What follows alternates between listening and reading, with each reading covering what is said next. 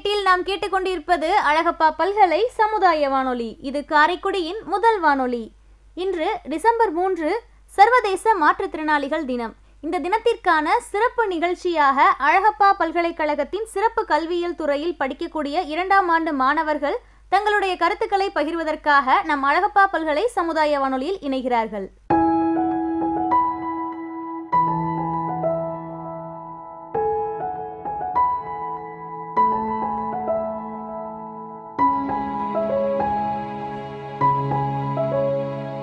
அழகப்பா பல்கலைக்கழக சமுதாய வானொலி நேயர்களுக்கு வணக்கம்.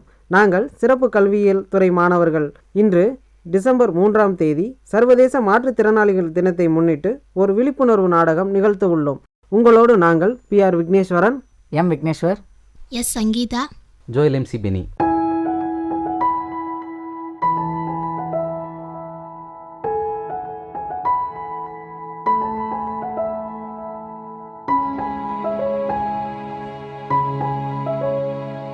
வாங்க நேயர்களே, நம்ம நாடகத்துக்குள்ள போலாம்.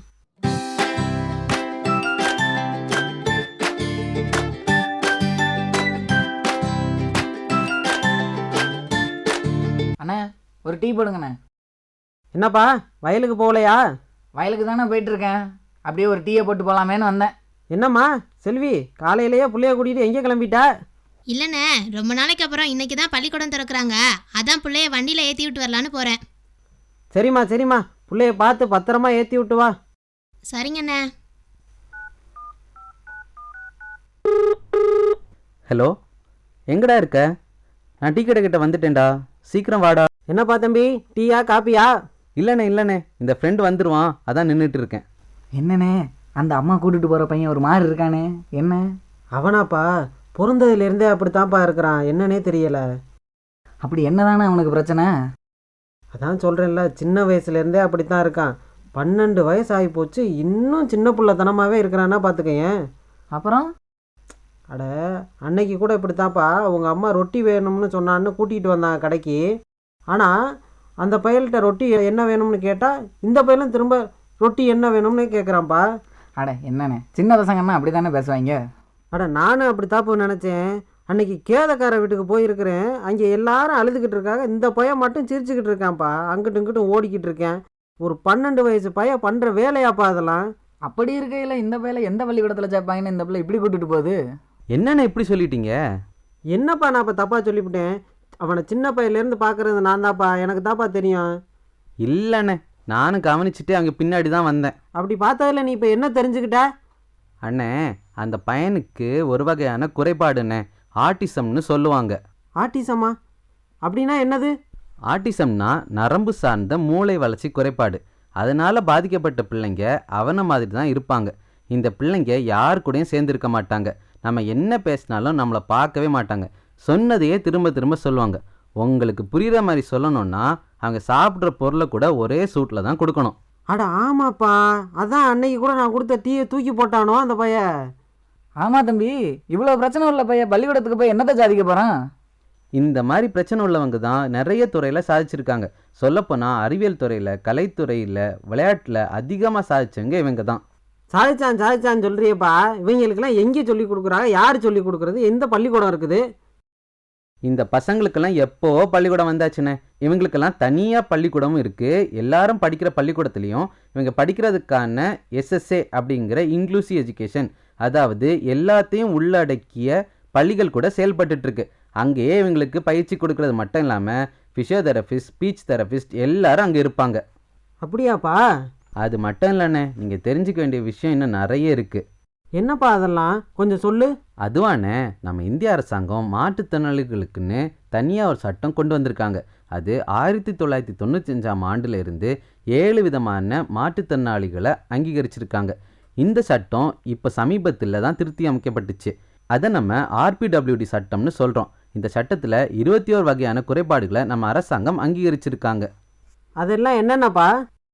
முற்றிலும் பார்வை இழப்பு, குறைந்த பார்வைத்திறன், செவித்திறன் குறைபாடு, பேச்சு மற்றும் மொழி குறைபாடு, உடல் இயக்க குறைபாடு, உடல் வளர்ச்சி குறைபாடு, நுண்ணறிவு குறைபாடு, மனநோய் பாதிப்பு, புற உலக சிந்தனையின்மை, பெருமூளை வாதம், தசைநார் சிதைவு, நாட்பட்ட நரம்பியல் குறைபாட்டு நிலை, குறிப்பிட்ட கற்றல் குறைபாடு, அறிவால் செல் இரத்த சோகை, இரத்த அழிவு சோகை, இரத்த உறைவு குறைபாடு, தண்டுவட மரப்பு நோய், திராவக வீச்சுக்கு ஆளானோர், உடல் நடுக்குவாதம், ஒன்றுக்கும் மேற்பட்ட குறைபாடு, இப்படி 21 வகையான குறைபாடு இருக்குண்ணே.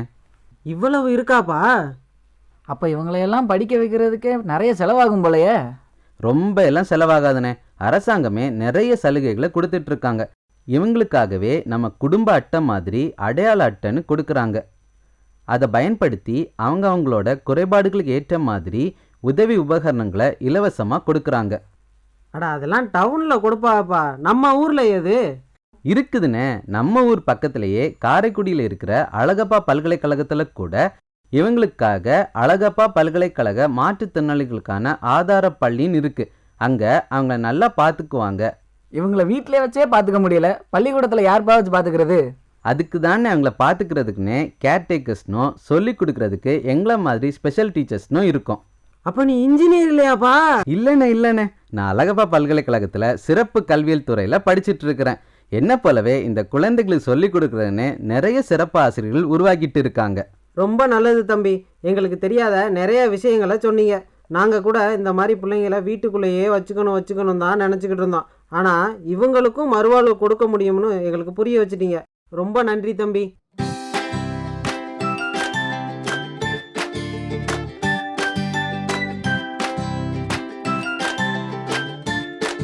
என்னுடைய நண்பர்கள் நிகழ்த்திய விழிப்புணர்வு நாடகம் உங்களுக்கு பிடித்திருக்கும்னு நம்புகிறோம். இந்த வாய்ப்பினை அளித்த கல்வியியல் புல முதன்மையர் மற்றும் சிறப்பு கல்வியியல் துறை தலைவர் டாக்டர் ஜே சுஜாதா மாலினி அம்மா அவர்களுக்கும், ஆட்சி மன்ற குழு உறுப்பினர் டாக்டர் கே குணசேகரன் ஐயா அவர்களுக்கும், அழகப்பா பல்கலைக்கழக சமுதாய வானொலி நிலைய இயக்குனர் டாக்டர் எஸ் ராஜாராம் ஐயா அவர்களுக்கும், இந்நிகழ்ச்சியை கேட்டுக்கொண்டிருக்கும் நம் அழகப்பா பல்கலைக்கழக சமுதாய வானொலி நேயர்களுக்கும் நன்றிகள். சர்வதேச மாற்றுத்திறனாளிகளின் தினத்தையொட்டி அழகப்பா பல்கலைக்கழகத்தின் சிறப்பு கல்வியியல் துறையில் படிக்கக்கூடிய மாணவர்கள் தங்களுடைய கருத்துக்களை ஒரு விழிப்புணர்வு செய்தியாக மக்களிடம் பகிர்ந்தனர். மீண்டும் ஒரு நல்ல வாய்ப்பில் அவர்களை சந்திக்கும் வரை நாம் விடைபெறுவோம். நன்றி, வணக்கம்.